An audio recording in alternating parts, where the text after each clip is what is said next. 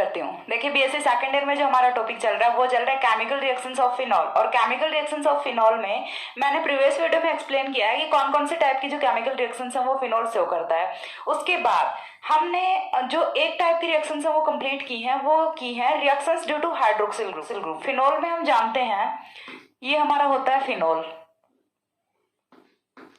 ठीक है। फिनॉल में हम जानते हैं कि कितने टाइप की रिएक्शंस होती हैं, 3 टाइप की रिएक्शंस होती हैं। एक तो कंडेंसेशन रिएक्शंस होती हैं, दूसरी यहाँ पे हाइड्रोक्सिल ग्रुप की वजह से होने वाली रिएक्शन होती है, और तीसरी यहाँ पे बेंजीन रिंग की वजह से होने वाली रिएक्शंस होती हैं। तो उनमें से हमने अभी के लिए एक ही टाइप की रिएक्शन है वो कंप्लीट की है, कौन सी, हाइड्रोक्सिल ग्रुप की वजह से होने वाली रिएक्शंस। और जो अपना क्लेजन रीअरेंजमेंट है जो कि हम इस वीडियो में कवर करेंगे, ये भी इसी टाइप का एक रिएक्शन है। क्लेजन रिएक्शन भी इसे बोलते हैं या फिर क्लेजन रीअरेंजमेंट भी इसे बोलते हैं। तो क्लेजन रीअरेंजमेंट में होता क्या है, किस तरह से यहाँ पे हाइड्रोक्सिल ग्रुप की इन्वॉल्वमेंट होती है, या फिर हम बोल सकते हैं कि क्लेजन रीअरेंजमेंट का प्रोडक्ट क्या होता है, रिएक्टेंट क्या होता है, सारी चीजें हम वो हमें यहाँ पे डिस्कस करनी है अबाउट क्लेजन रीअरेंजमेंट। तो मोस्ट इंपॉर्टेंट रीअरेंजमेंट रिएक्शन है क्लेजन रीअरेंजमेंट, काफी इंपॉर्टेंट है। सेम रिएक्शन है वो एमएससी में भी चलती है। मेरे को नहीं पता था जब मैं बीएससी में थी, जब मैं एमएससी में थी तो मैंने पहली बार क्लेजन रीअरेंजमेंट देखी थी। मैंने अपने बीएससी के टाइम क्लेजन रीअरेंजमेंट नहीं देखी थी, ठीक है। ऐसा नहीं है उस टाइम चलती नहीं थी, चलती तो मेरे टाइम भी थी, लेकिन मैंने नहीं देखी थी। तो आपके साथ ऐसा नहीं होना चाहिए कि एमएससी में जाके पता चल रहा है क्लेजन रीअरेंजमेंट, अच्छा ये तो बीएससी में भी थी। जब मैंने टीचिंग स्टार्ट की लास्ट ईयर तब मेरे को पता चला कि अरे क्लेजन रीअरेंजमेंट ये तो मैंने एमएससी में पढ़ा था, यहाँ तो बीएससी में आ गया। लेकिन ये बाद में पता चला कि ये मेरे टाइम पे भी थी बीएससी में, तो इसमें कुछ नया नहीं है। तो मैंने रिएक्शन अपनी एमएससी प्रीवियस के टाइम पे देखी थी, ठीक है। तो आप लोगों के साथ ऐसा नहीं होना चाहिए। आपको बीएससी में भी पता होना चाहिए कि बहुत ही एक फेमस रिएक्शन चलती है बीएससी सेकंड ईयर में फिनॉल्स में, क्लेजन रीअरेंजमेंट, ठीक है। तो चलिए देखते हैं क्लेजन रीअरेंजमेंट में एग्जैक्टली होता क्या है। तो क्लेजन रीअरेंजमेंट का क्या यहाँ से रिएक्टेंट होने वाला है, क्या प्रोडक्ट होने वाला है, वो चीज मैं एक बार आपको यहाँ से बता देती हूँ, थोड़ा सा इंट्रोडक्शन। उसके बाद हम कंप्लीट रिएक्शन विद मैकेनिज्म यहाँ पे और विद एग्जांपल्स हम यहाँ पे देखने वाले हैं, ठीक है। तो यहाँ पे देखिए सबसे पहले हमें क्या चाहिए होता है, allyl phenyl ether. Allyl phenyl ether हमें लेना क्या है, starting material allyl phenyl ether लेना है। एलिल फेनिल ईथर होता क्या है, तो देखिए कुछ इस तरह का कंपाउंड होता है, OCH2 CH double bond CH2, यही क्या होता है अपना एलिल फेनिल ईथर होता है। अब इसका रीअरेंजमेंट है वो किस में होता है, जब आप इसको करोगे 200 डिग्री सेंटीग्रेड टेम्परेचर पे हीट, तो यहाँ से बनेगा क्या, यहाँ से बनेगा ortho allyl phenol. Ortho allyl phenol, ये जो दो नेम्स हैं इन्हें आप बहुत ही ध्यान से याद रखिएगा, ठीक है। बहुत कंफ्यूजन होता है नेम्स में, क्योंकि देखिए थोड़े से कंफ्यूजिंग नेम लगते हैं। एलिल फेनिल ईथर, आधी बार लिखोगे फेनिल एलिल ईथर, तो आपको ये जो चीजें हैं इनमें बिल्कुल भी कंफ्यूजन नहीं होना चाहिए। कभी रिएक्टेंट को प्रोडक्ट लिखोगे, कभी प्रोडक्ट को रिएक्टेंट लिखोगे, तो बहुत ही अच्छे से देख लो। पहला अपना क्या है, एलिल फेनिल ईथर है। सबसे पहली चीज देखिए, यहाँ पे थोड़ा सा मैं डीप में जाके समझाने की कोशिश करूंगी, देखिए समझना। यहाँ पे देखिए ईथर अपना क्या होता है, ROR होता है, ठीक है। ROR को हम क्या बोलते हैं, ईथर बोलते हैं। अब यहाँ पे देखिए एक जो अपना सब्स्टिट्यूएंट है, एक R है, वो अपना क्या है, एलिल है। चीज समझ आ रही है, एलिल ग्रुप है यहाँ पे।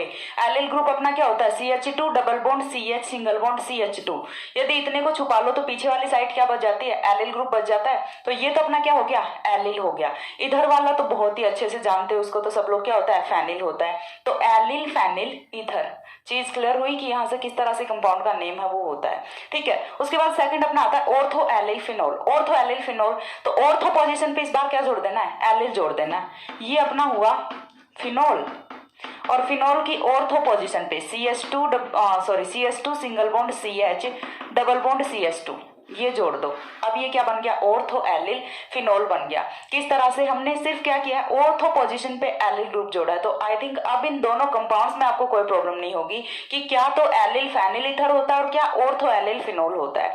दोनों में अच्छे से डिफरेंशिएट है वो कर पाओगे, एलिल फेनिल ईथर क्या होता है और ऑर्थो एलिल फिनॉल क्या होता है, ठीक है। क्योंकि मेरे को भी बड़ा कंफ्यूजन रहता था इन दोनों में, इसीलिए मैंने बहुत ही डिटेल में अच्छे से समझाने की कोशिश की है, ताकि आप लोगों को कोई कंफ्यूजन ना रहे माइंड में कि कौन सा कंपाउंड क्या होता है, ठीक है। इसके बाद आई थिंक कोई कंफ्यूजन नहीं रहेगा। एलिल फेनिल ईथर और ऑर्थो एलिल फिनॉल दोनों में बहुत ही अच्छे से आप डिफरेंशिएट कर पाओगे, नोमेनक्लेचर वो इजीली इनका कर पाओगे। अब रिएक्शन का स्टेटमेंट क्या होता है वो चीज एक बार के लिए देख लेते हैं। तो रिएक्शन का स्टेटमेंट पहले मैं हिंदी में बोल के बता देती हूँ, देन मैं इंग्लिश में नोट डाउन कर दूंगी, ठीक है।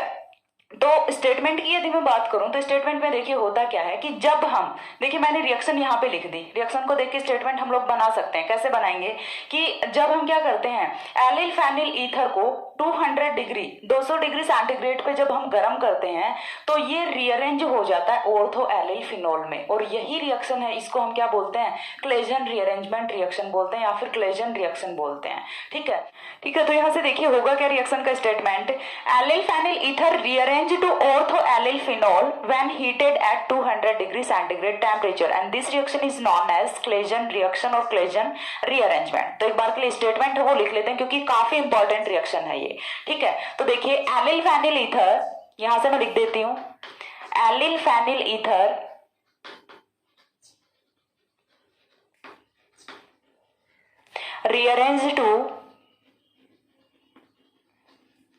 rearrange to ortho-allyl phenol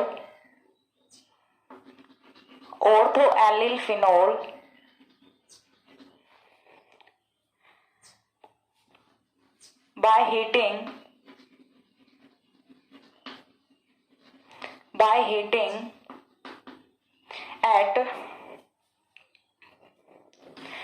heating at 200 degree centigrade temperature, by heating at 200 degree centigrade temperature and this reaction is, and this rearrangement, क्योंकि हम क्या बोल रहे हैं कि rearrange हो रहा है, and this rearrangement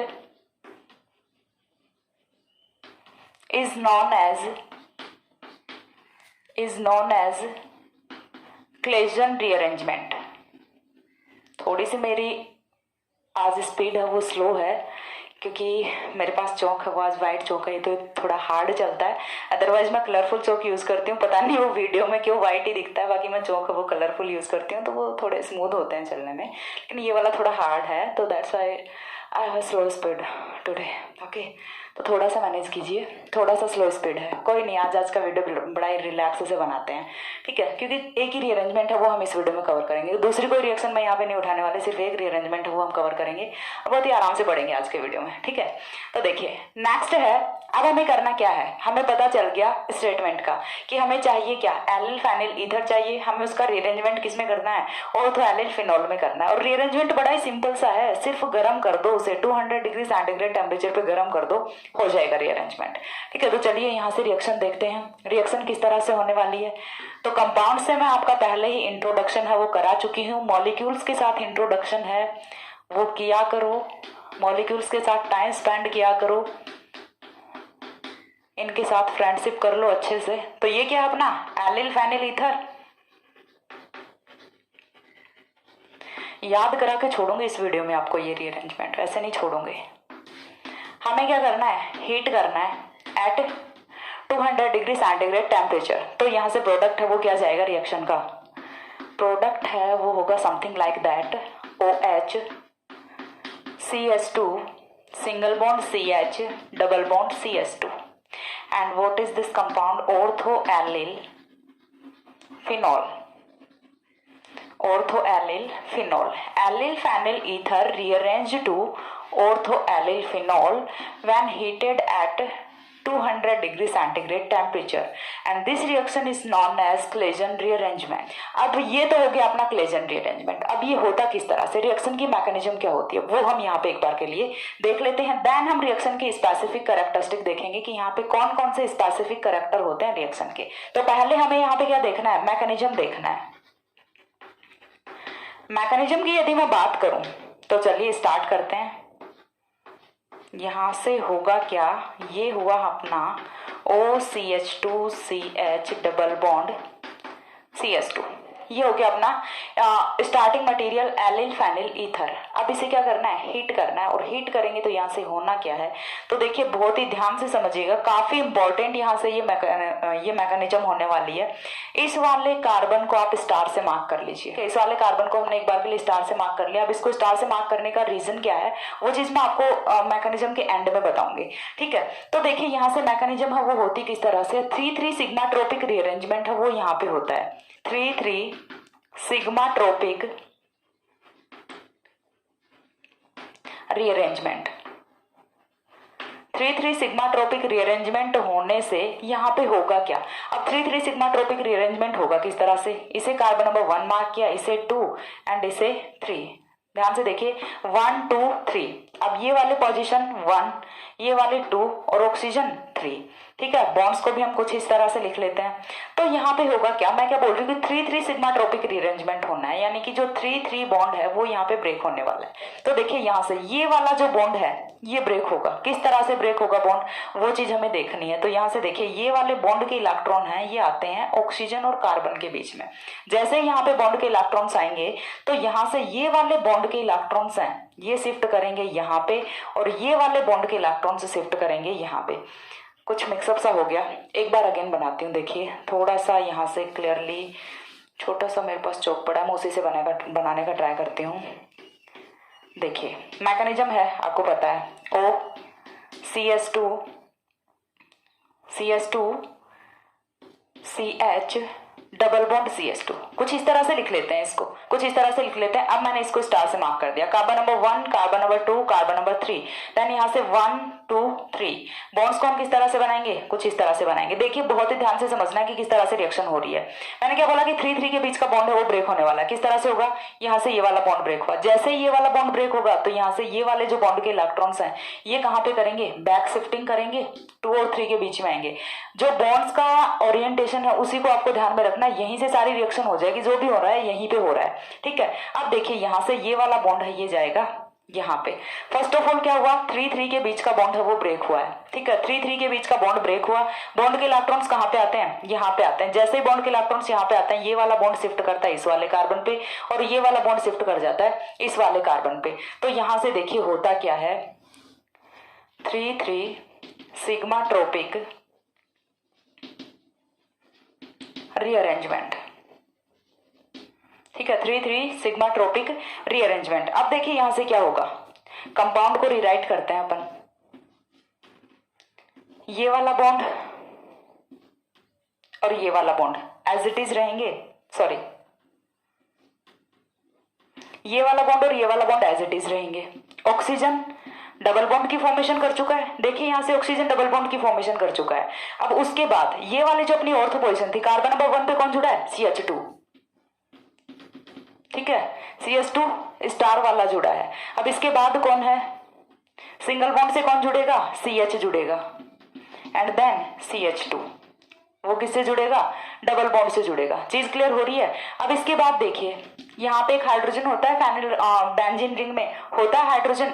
अब होगा क्या, एट द एंड यहाँ से ये वाला H पॉजिटिव है ये एलिमिनेट करेगा। क्यों, क्योंकि रिंग अपनी एरोमेटिक नहीं है, और ये एरोमेटिक हो सकती है कब, जब यहाँ से H पॉजिटिव निकल जाए। तो यहाँ से आगे रिएक्शन का ड्राइविंग फोर्स है वो क्या होता है, टू गेन एरोमेटिसिटी। और हम जानते हैं कि कोई भी कंपाउंड ऑर्गेनिक केमिस्ट्री में वो एरोमेटिसिटी को ऑब्टेन करने के लिए किसी भी हद तक जाएगा। ठीक है, तो ये क्या करता है, यहाँ से H पॉजिटिव को एलिमिनेट करेगा।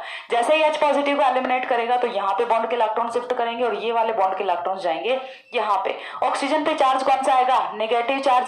जैसे ही ऑक्सीजन पे नेगेटिव चार्ज आता है तो यहाँ से जो H पॉजिटिव निकला है ये जाके कहाँ पे जुड़ेगा, और नेगेटिव पे जुड़ेगा। ठीक है, और यहाँ से देखिए फॉर्मेशन होती है अपने ऑर्थो एलिल फिनोल की। ठीक है, यहाँ से क्या होना है, एरोमेटाइजेशन हो रहा है रिएक्शन में और फॉर्मेशन हो रही है अपनी ऑर्थो एलिल फिनोल की। CH2 single bond CH double bond CH2, यही क्या होता है अपना ऑर्थो एलिल फिनोल होता है। हमने बनाया किससे है, एलिल फेनिल ईथर से बनाया है। अब देखिए रिएक्शन में इतना सा रीअरेंजमेंट है, यहाँ पे हमने लिखा 3,3 सिग्माट्रोपिक रीअरेंजमेंट। तो अब ये 3,3 सिग्माट्रोपिक रीअरेंजमेंट क्या होता है, इसके बारे में हमें थोड़ा सा जान लेना है। तो देखिए एक ऑर्गेनिक केमिस्ट्री में चलती है पेरिसाइक्लिक रिएक्शंस।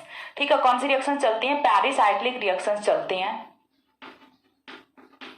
तो ये जो 3,3 पेरिसाइक्लिक रिएक्शंस होती क्या हैं, ये वाली रिएक्शंस हैं, ये होती हैं इनिशिएटेड बाय थर्मल और फोटोकेमिकल कंडीशन। ये जो पेरिसाइक्लिक रिएक्शंस हैं ये या तो थर्मल कंडीशन में होती है या फिर फोटोकेमिकल कंडीशन में होती हैं। तो जो अपना 3,3 सिग्माट्रोपिक रीअरेंजमेंट है ये भी एक टाइप है पेरिसाइक्लिक रिएक्शन का, जो कि थर्मल कंडीशन में यहाँ से ऑपरेट हो रहा है। ठीक है, 3,3 सिग्माट्रोपिक रीअरेंजमेंट है, ये किस तरह से ऑपरेट हो रहा है, थर्मल कंडीशन में। क्यों, क्योंकि हम क्या कर रहे हैं, कंपाउंड को 200 डिग्री सेंटीग्रेड टेम्परेचर पे हीट कर रहे हैं, तो उसी की वजह से तो यहाँ पे 3,3 सिग्माट्रोपिक रीअरेंजमेंट है वो हो रहा है। और ये क्या होता है, एक पेरिसाइक्लिक रिएक्शन का टाइप होता है। इतनी पहली चीज यहाँ से ये क्लियर हुई। लास्ट वाला स्टेप है वो क्यों हुआ है, क्योंकि रिंग को एरोमेटिक बनाना था, इसलिए लास्ट वाला स्टेप हुआ है। तो इस तरह से ये होता है अपना क्लेजन रीअरेंजमेंट। बहुत ही सिंपल सा रीअरेंजमेंट था। लेकिन अब आते हैं रीअरेंजमेंट के स्पेसिफिक फीचर्स। ये तो बात हो गई कि जब हम यहाँ से और एलिल फेनिल ईथर की रिएक्शन कराते हैं तो ये ऑर्थो एलिल फिनोल में कन्वर्ट हो जाता है। लेकिन यदि कहीं ऐसी पॉसिबिलिटी होती है कि ortho position by the chance occupied हो, यानी कि ऑर्थो पोजीशन पे ऑलरेडी कोई ना कोई ग्रुप बैठा हो, तो ये चीज हम जानते हैं कि बेंजीन रिंग में 2 ऑर्थो पोजीशंस होती हैं। तो क्या होगा, यदि एक पोजीशन ऑक्यूपाइड है तो दूसरी पोजीशन पे रीअरेंजमेंट रिएक्शन होगी। लेकिन फिर यदि हम दूसरा केस देखें कि यदि दोनों ऑर्थो पोजीशंस हैं वो ऑक्यूपाइड हो, तो फिर क्या करेंगे, तो उस केस में जो अपनी पैरा पोजीशन है वहां पे रीअरेंजमेंट रिएक्शन होगी। बट यदि तीसरा केस हमारे पास ऐसा आ जाए कि जहां पे दोनों ऑर्थो पोजीशन और एक पैरा पोजीशन, तीनों ही पोजीशंस हैं वो ऑक्यूपाइड हो, यानी कि तीनों ही पोजीशंस पे कोई ना कोई ग्रुप है वो लगा हुआ हो, तो उस केस में रीअरेंजमेंट है वो अपनी हार मान लेता है और उसके बाद कोई रिएक्शन यहाँ पे नहीं होती। ठीक है, तो ये वाले वेरिएशंस हैं, ये हम यहाँ पे देखेंगे। तो एक बार इतना स्क्रीनशॉट लीजिए, देन मैं आपको वेरिएशन है वो समझाती हूँ। हो गया। अब देखिए इसके बाद नेक्स्ट है वो हम देखेंगे, हम क्या बोल रहे हैं कि ऑर्थो पोजीशन पे ही हो रही है रीअरेंजमेंट रिएक्शन। लेकिन दूसरा वेरिएशन है वो हम यहाँ से क्या देख रहे हैं कि when ortho position is occupied है, जब एक ऑर्थो पोजीशन है वो ऑक्यूपाइड होती है तो रिएक्शन है वो दूसरी ऑर्थो पोजीशन पे शिफ्ट हो जाती है। ये चीज हम यहाँ से बोल रहे हैं।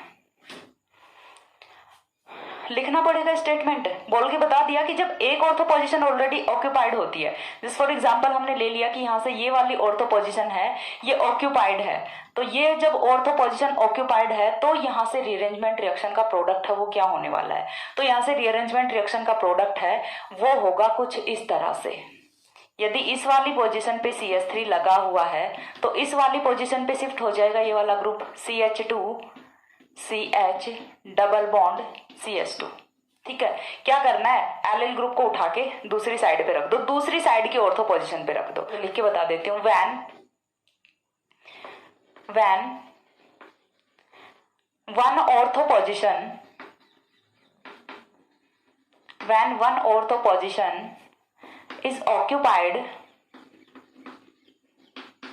is occupied by any substituent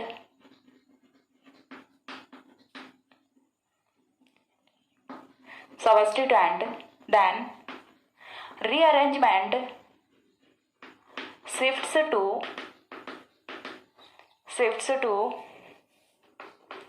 another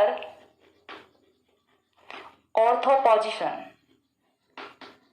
When rearrangement shifts to another ortho position, तो यहाँ से क्लियर हुआ कि जब एक ऑर्थो पोजीशन अपनी ऑक्यूपाइड होती है तो हम क्या करते हैं, दूसरी ऑर्थो पोजीशन पे रीअरेंजमेंट रिएक्शन है वो करा देते हैं। यहाँ से भी मैकेनिज्म है वो सेम ही रहेगी। अब इस वाली ऑर्थो पोजीशन पे रीअरेंजमेंट रिएक्शन क्यों नहीं हो रही, क्योंकि देखिए लास्ट स्टेप में हम क्या करते हैं, यहाँ से H पॉजिटिव एलिमिनेट करते हैं, तभी तो रिंग अपनी वापस से एरोमेटिसिटी को प्राप्त करती है, ठीक है, ऑब्टेन करती है। लेकिन यदि हम इस वाली ऑर्थो पोजीशन की बात करें तो यहाँ पे चलो ठीक है 3,3 सिग्मा ट्रोपिक रीअरेंजमेंट तक तो हो जाएगा, लेकिन लास्ट में हम यहाँ से एलिमिनेट क्या करें, CH3 पॉजिटिव है वो तो एग्जिस्ट नहीं करेगा ना एलिमिनेशन में, CH3 पॉजिटिव है वो तो कभी भी एलिमिनेट यहाँ से नहीं करने वाला। H पॉजिटिव है वो बेचारा भोला भाला होता है, इजीली एलिमिनेट कर जाता है, बट CH3 है वो छोड़ के नहीं जाएगा यहाँ से। अब CH3 यदि छोड़ के नहीं जाएगा तो रिंग अपनी एरोमेटिक नहीं होगी, और रिंग एरोमेटिक नहीं होगी तो कंपाउंड है वो स्टेबल नहीं होगा, प्रोडक्ट है वो स्टेबल नहीं होगा। तो इसी वजह से यहाँ पे इस वाली ऑर्थो पोजीशन पे रीअरेंजमेंट रिएक्शन ना होकर किस पे होती है, दूसरी ऑर्थो पोजीशन पे होती है। लेकिन दूसरी कंडीशन फिर ये आ जाती है कि यदि ये वाली ऑर्थो पोजीशन है ये भी ऑक्यूपाइड हो, ठीक है, व्हेन नेक्स्ट क्या हो सकता है, व्हेन बोथ ऑर्थो पोजीशंस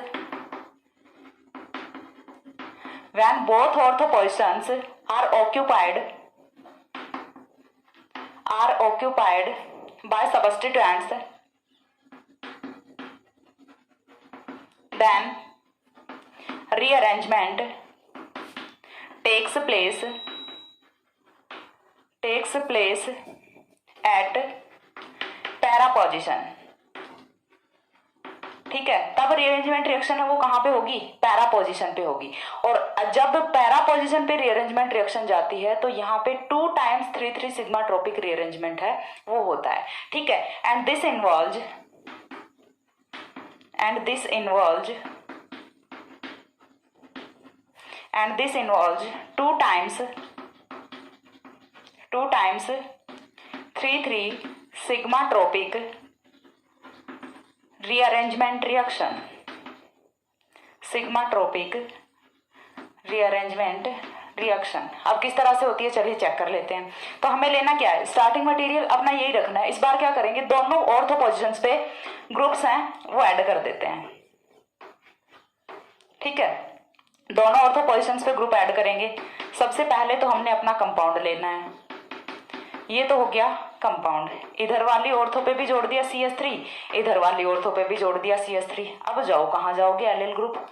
तो एलिल है वो तो फिर भी रास्ता निकालेगा जाने के लिए। किस तरह से निकालेगा चलिए बता देते हैं आपको।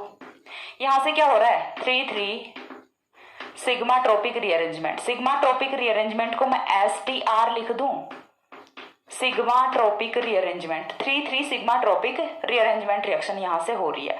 अब होगा क्या, देखिए अगेन सबसे पहला स्टेप है वो तो हमारा किस तरह से होगा, ये अपना नंबर 1 है, ये नंबर 2 है, ये नंबर 3 है। देन अगेन ये नंबर 1 है, ये नंबर 2 है, ये नंबर 3 है। तो यहां से ये जो स्टार वाला कार्बन है ये कहाँ पे आएगा, यहाँ पे आके जुड़ेगा। ठीक है, और ये वाला CH2 है 3 वाला, ये फ्री हो जाएगा। तो यहाँ से फर्स्ट स्टेप में रिएक्शन है वो कुछ इस तरह से होती है। फर्स्ट स्टेप में रिएक्शन किस तरह से होगी, ये वाले बॉन्ड के इलेक्ट्रॉन्स आएंगे यहाँ पे। ठीक है, ये वाले बॉन्ड के इलेक्ट्रॉन्स आएंगे यहाँ पे। ठीक है, जैसे ये वाले बॉन्ड के इलेक्ट्रॉन्स यहाँ पे आते हैं तो यहाँ से ये जो बॉन्ड के इलेक्ट्रॉन्स हैं ये शिफ्ट करेंगे यहाँ पे, और ये वाले बॉन्ड के इलेक्ट्रॉन शिफ्ट करेंगे यहाँ पे। तो यहाँ से प्रोडक्ट है वो कुछ इस तरह से होगा, डबल बॉन्ड O हो गया। देन क्या होगा, CH3 है वो तो एज इट इज रहेगा। ठीक है, इधर भी है भाई एक CH3, इसको भी ध्यान में रखना है। ठीक है, CH3 एज इट इज रहेगा। ये स्टार वाला CH2 है ये यहाँ पे जुड़ गया। इसके बाद कौन जुड़ा है, CH। देन कौन जुड़ा है, डबल बॉन्ड से CH2 जुड़ा है। ठीक है, स्टार वाला CH2 है वो अंदर की तरफ आ रहा है। ध्यान से देखना, इसका जो कॉन्सिक्वेंस होता है वो क्या होता है वो मैं आपको लास्ट में बताने वाली हूँ कि क्यों हम इसको बार बार स्टार से डिनोट कर रहे हैं, क्या चीज को मैं यहाँ पे समझाने की कोशिश कर रही हूँ इससे, वो चीज मैं आपको बताऊंगी। ठीक है, एक बार हमने 3,3 सिग्माट्रोपिक रीअरेंजमेंट है वो करा लिया, लेकिन यहाँ से तो अब हमारा कुछ पॉसिबल नहीं हो सकता। क्या पॉसिबल और क्यों पॉसिबल नहीं हो सकता वो चीज एक बार के लिए यहाँ से देखें। तो देखिए अब हमें क्या चाहिए, एरोमेटिसिटी चाहिए। एरोमेटिसिटी के लिए हमें क्या करना है, एक H पॉजिटिव एलिमिनेट करना, बट यहाँ पे तो कोई H पॉजिटिव नहीं है। तो H पॉजिटिव नहीं है तो रिंग एरोमेटिक नहीं हो सकती। तो फिर क्या करेंगे, थोड़ा सा और आगे की तरफ बढ़ते हैं, क्या पता हमें मिल जाए एरोमेटिसिटी। तो जब और आगे की तरफ बढ़ते हैं तो अगेन देखिए यहाँ से क्या होता है, ये वाला 1, ये वाला 2, ये वाला 3। ठीक है, 1 2 3 हो गया। अब देखिए अगेन यहाँ से ये वाला 1, ये वाला 2, ये वाला 3। 3,3 सिग्माट्रोपिक रीअरेंजमेंट है वो एक बार फिर से कराना पड़ेगा। जब हम 3,3 सिग्माट्रोपिक रीअरेंजमेंट कराएंगे तो 3 और 3 के बीच का बॉन्ड ब्रेक करना है। ठीक है, तो 3 और 3 के बीच का बॉन्ड ब्रेक करेंगे तो यहाँ से ये वाले बॉन्ड के इलेक्ट्रॉन्स हैं ये शिफ्ट करेंगे यहाँ पे। जैसे ही बॉन्ड के इलेक्ट्रॉन से शिफ्ट करते हैं तो इसको मैं कुछ यहाँ पे लिख दूं, CH डबल बॉन्ड CH2। ठीक है, इसको ऐसे लिख दिया। जैसे ये वाले बॉन्ड के इलेक्ट्रॉन शिफ्ट करते हैं यहाँ पे तो ये वाले बॉन्ड के इलेक्ट्रॉन शिफ्ट कहाँ पे करेंगे, इस वाले कार्बन पे करेंगे, और यहाँ से ये वाले बॉन्ड के इलेक्ट्रॉन्स हैं ये शिफ्ट करेंगे इस वाले कार्बन पे, और लास्ट में प्रोडक्ट है वो हमारा क्या होगा, देखिए कुछ इस तरह से होगा। यहाँ से ये वाले बॉन्ड के इलेक्ट्रॉन्स कहाँ पे आ गए, यहाँ पे आ गए। अब देखिए यहाँ से क्या होने वाला है, double bond O and at the end इधर क्या है, CH3 है, यहाँ पे भी क्या है, CH3 है, और एक हाइड्रोजन यहाँ पे प्रेजेंट है। इसी हाइड्रोजन के लिए तो पूरा टंटा ही चल रहा है ये। ठीक है, देन अगेन क्या होगा, CH2 single bond CH double bond CH2, और इस बार फिर से क्या हो गया, स्टार वाला कार्बन है वो बाहर आ गया। ठीक है, स्टार वाला कार्बन है वो फिर से बाहर आया।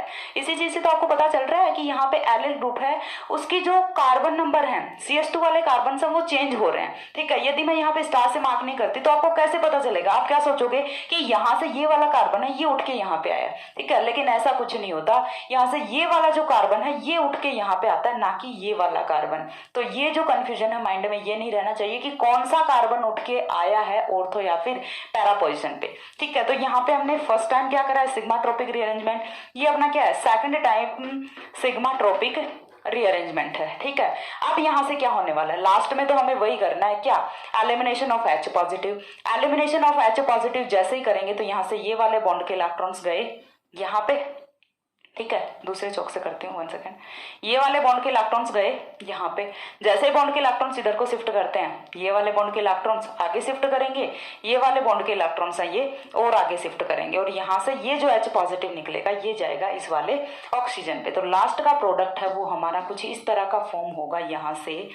देखिए बहुत ही ध्यान से कितना अच्छा सा प्रोडक्ट बनने जा रहा है।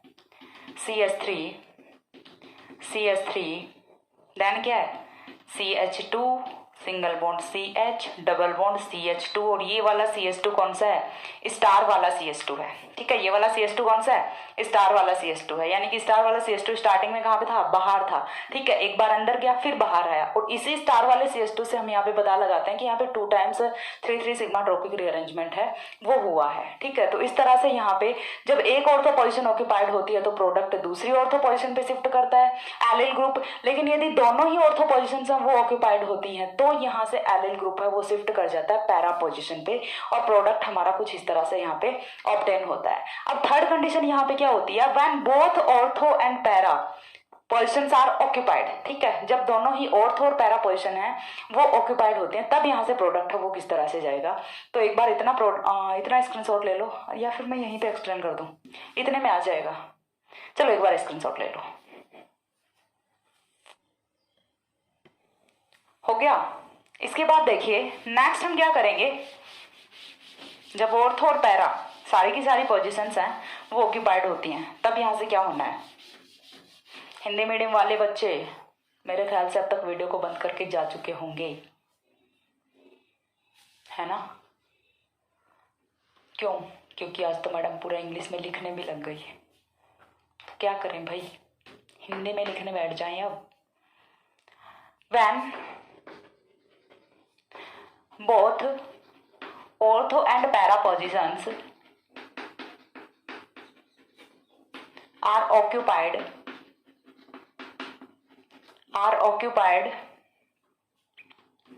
then reaction not takes place। ठीक है, तो रिएक्शन यहाँ पे नहीं होने वाली। और ये वाला केस है ये होता है कुछ इस तरह से। इस बार हमने क्या किया, सारी की सारी पोजीशंस को ऑक्यूपाई कर दिया, देन यहाँ से रिएक्शन का प्रोडक्ट है वो किस तरह से जाएगा। देखिए मैंने तो अपना यहीं पे मिटा के काम जचा दिया, आप लोग उतारना दोबारा से कॉपी में। ठीक है, हो गया प्रोडक्ट। सॉरी फ्लो में कुछ भी हो जाता है। रिएक्शन नॉट टेक्स प्लेस, यहाँ से रिएक्शन है वो नहीं होगी। चीज क्लियर हो रही है? इसको भी डिब्बे में बंद कर दो। इस बार वाली रिएक्शन का प्रोडक्ट है वो यही है कि रिएक्शन यहाँ से नहीं होने वाली। क्यों नहीं होने वाली? क्योंकि यहाँ पे रिंग को एरोमेटिक करने के लिए लास्ट में जब हमें प्रोटॉन निकालना होता है तो वो प्रोटॉन यहाँ पे प्रेजेंट नहीं है। ठीक है, और ये चीज हमें बता, अब कुछ लोगों के माइंड में ये होगा कि मैम मेटा पोजिशन भी तो बची हुई है। तो जिन बच्चों के दिमाग में मेटा पोजिशन आ रही है ना, वो अपने आप को खींच के एक थप्पड़ मार लो। ठीक है, अपने आप समझ आ जाएगा कि मेटा पोजिशन से क्यों नहीं कुछ हो रहा।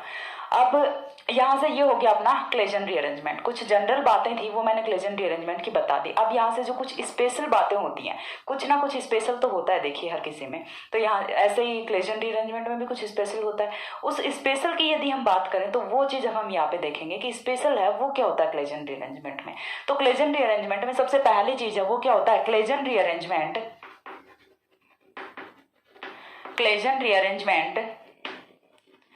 is intramolecular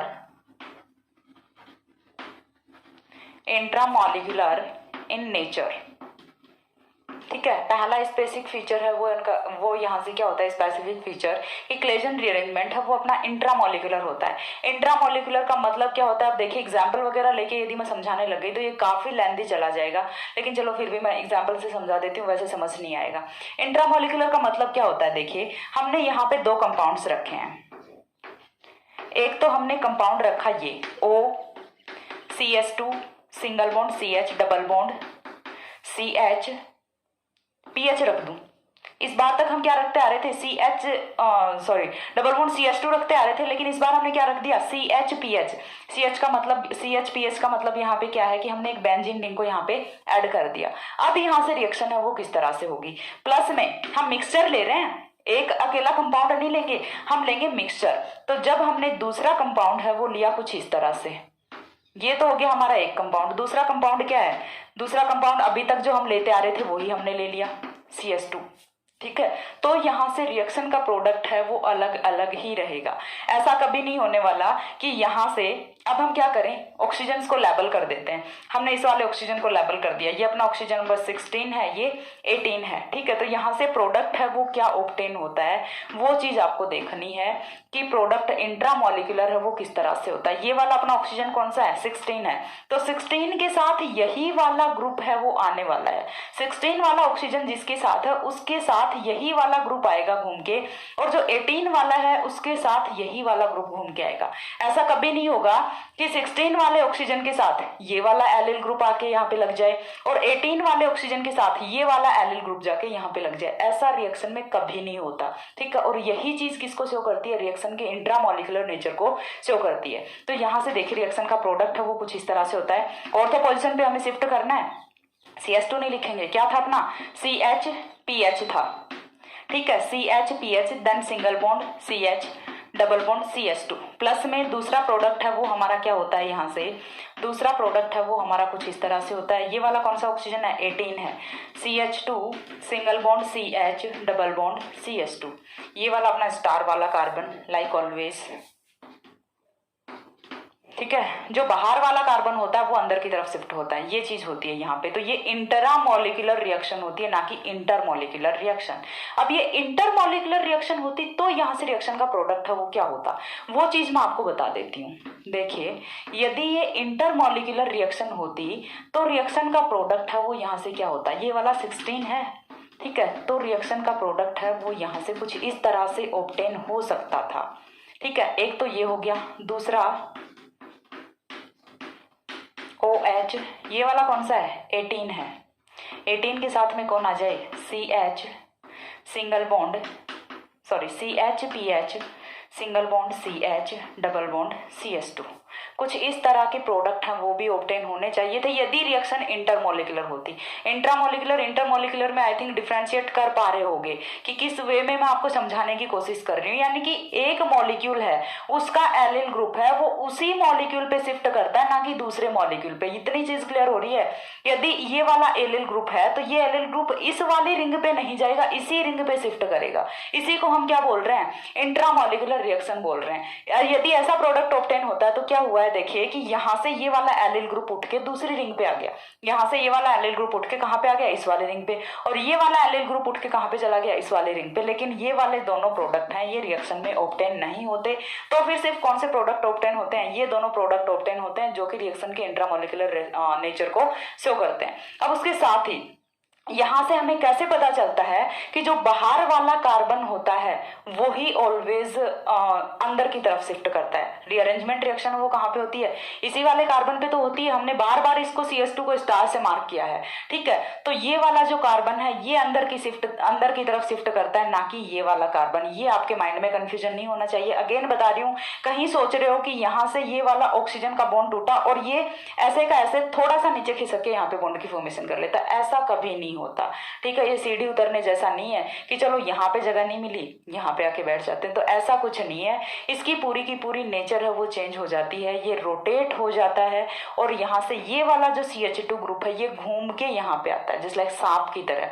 ठीक है, सांप वो क्या करता है, किधर से भी मुड़ के किधर भी आ सकता है ना।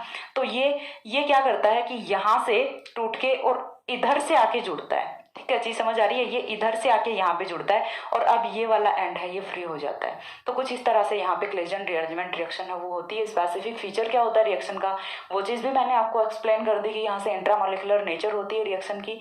ठीक है, तो ये था अपना क्लेजन रीअरेंजमेंट। क्लेजन रीअरेंजमेंट है वो BSc और MSc दोनों के लेवल का मैंने यहीं पे एक्सप्लेन कर दिया है, क्योंकि एक ही रिएक्शन को यदि मैं दो बार एक्सप्लेन कर रही हूँ तो ऐसे काम नहीं चलेगा। और उतना ही BSc में है उतना ही MSc में है। BSc वाले बच्चों को ये नहीं सोचना कि हमारे साथ यहाँ पे अन्याय हो गया, हमें तो बहुत ज़्यादा पढ़ा दिया गया है। नहीं, इतना है आपके सिलेबस में, सिलेबस से एक्स्ट्रा मैं कभी नहीं पढ़ाऊंगी। ये मत सोचना कि मैडम ने खुद का एक वीडियो कम करने के चक्कर में और हमारे पे ज़्यादा बर्डन डाल दिया, ऐसा कुछ नहीं है।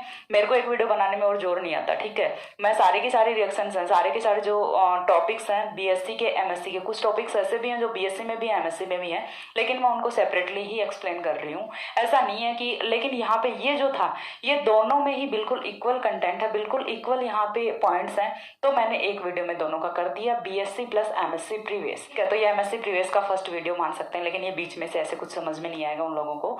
तो ये पेरिसाइक्लिक रिएक्शन का एक पार्ट है, जब मैं पढ़ाऊंगी उस टाइम उन लोगों को बता दूंगी कि ये वीडियो आपको वहां से जाके देखना है। तो ये था क्लेजन रीअरेंजमेंट। तो ये अब आ जाओ वापस कि हम चले कहाँ से थे, चले थे हम फिनोल से, फिनोल की रिएक्शन पढ़ रहे हैं हम क्लेजन रीअरेंजमेंट में, क्योंकि हम इतना आगे तक पहुंच गए हैं, भूल गए कि स्टार्ट कहाँ से किए थे, फिनोल से स्टार्ट किए थे। अब कुछ बच्चों की ये प्रॉब्लम होती है कि हिंदी मीडियम वालों की, एक बार पहले भी किसी ने बोला है, कमेंट सेक्शन में तो नहीं, वैसे पर्सनली मैसेज में बोला है कि मैडम आप हिंदी में नहीं करवाते हो, बहुत ज़्यादा इंग्लिश में करवाते हो। तो देखो बेटा, बात ऐसी है कि जिन बच्चों का ये फोबिया है ना इंग्लिश से, वो निकाल दो। मैंने ऑलवेज क्लास में भी यही बोला हिंदी मीडियम वालों को कि फोबिया निकाल दो इंग्लिश का। क्यों? क्योंकि कोई भी ऐसा इंस्टीट्यूट नहीं है जो आपको हायर एजुकेशन है वो हिंदी में प्रोवाइड कराएगा।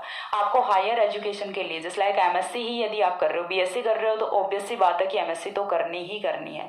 तो दुनिया का, इंडिया का कोई ऐसा इंस्टीट्यूट नहीं है जो आपको हिंदी में एमएससी करा देगा। हिंदी में एमएससी नहीं होती, आपको एमएससी के लिए इंग्लिश पढ़नी ही पड़ेगी। और इंग्लिश कोई बहुत बुरी लैंग्वेज नहीं है और बहुत ज़्यादा, अरे हम साइंस में कितनी इंग्लिश यूज करते हैं, ना ही कोई ग्रामर होती है, कुछ भी तो नहीं होता, बस सीधा सीधा जो भी मन किया उठा उठा के लिखते जाते हैं ऐसे ही, ठीक है। तो ऐसा कुछ नहीं है कि मैं बहुत ज़्यादा इंग्लिश में करा रही हूँ, बस आप लोगों ने फोबिया बना लिया कि आपको बोर्ड पे इंग्लिश लिखी हुई दिख जाती है, मैं जो बक बक करती हूँ, बोलती रहती हूँ, वो तो आप लोगों को सुनना नहीं होता, बस बोर्ड पे इंग्लिश दिखी, वीडियो को टक से किया बंद और चल दिए। तो बेटा ऐसे काम नहीं चलेगा, थोड़ा सा आपको मेहनत करनी पड़ेगी जो मैं बोलती हूँ, क्योंकि ऐसा एक भी पॉइंट नहीं होता जो मैं यहाँ पे इंग्लिश में लिखती हूँ उसे हिंदी में नहीं बोलती, सारा सब कुछ मैं हिंदी में बोल के बताती हूँ। तो आप क्या करो कि हिंदी में सुन के अपने नोट्स बनाओ, ताकि आपको सेकंड टाइम पढ़ने में प्रॉब्लम ना हो। तो थोड़ी सी मेहनत आप लोगों को भी साथ साथ करनी पड़ेगी, तभी काम चलेगा, इतना सा आपको कॉम्प्रोमाइज़ करना पड़ेगा, क्योंकि मोस्ट ऑफ द स्ट्रेंथ है स्टूडेंट्स की वो इंग्लिश मीडियम की होती है आजकल। तो इसी की वजह से इंग्लिश का ही मैं एक्सप्लेन करती हूँ। वैसे मेरे को हिंदी में पढ़ाने में भी कोई प्रॉब्लम नहीं है, क्योंकि मैं खुद भी एक हिंदी मीडियम स्टूडेंट रही हूँ। तो आप लोगों का जो दुख है वो भी मैं समझ सकती हूँ, लेकिन इस दुख को बाद में ये दुख है, ये और भी ज़्यादा होने वाला है। इसीलिए मैं चाहती हूँ कि आप अभी से इस दुख को अपना कम करना शुरू कर दो, ताकि बाद में ये दुख आप पे हावी ना हो, ठीक है। तो इतना सा आप लोगों को करना पड़ेगा कि साथ में सुन के और अपने नोट्स बनाते चाहिए, ताकि आपको सेकंड टाइम पढ़ने में प्रॉब्लम ना हो। अब ये चीज़ मैं वीडियो के लास्ट में बोल रही हूँ, तो आधे बच्चे तो इसको सुनेंगे ही नहीं, पता चल रहा है कि हमने तो वीडियो ही नहीं देखा था। तो वीडियोस को लास्ट तक देखा करो। मैं हर बार बोलती हूँ कि मैं वीडियो के लास्ट में कुछ ना कुछ बोल के जाती हूँ, और बच्चे शुरू में ही बोर होके करके बंद चले जाते हैं। लास्ट में पता नहीं मैडम कुछ अच्छी अच्छी बातें भी बता के जाती हैं, वैसे ही काफ़ी अच्छी बात थी ये। तो वीडियोस को लास्ट तक देखा करो, ठीक है, और पढ़ने में लगे रहो। बस हो गया, आज का तो यहीं पे ख़त्म करते हैं। नेक्स्ट हम मिलते हैं, दूसरी रिएक्शन स्टार्ट करेंगे हम, या तो कंडेंसेशन रिएक्शन कर लेते हैं या फिर बेंजीन वाली रिएक्शंस कर लेते हैं, कोई भी एक हम अपने स्टार्ट कर लेंगे। तब तक के लिए सी या, have a good day, thanks for watching.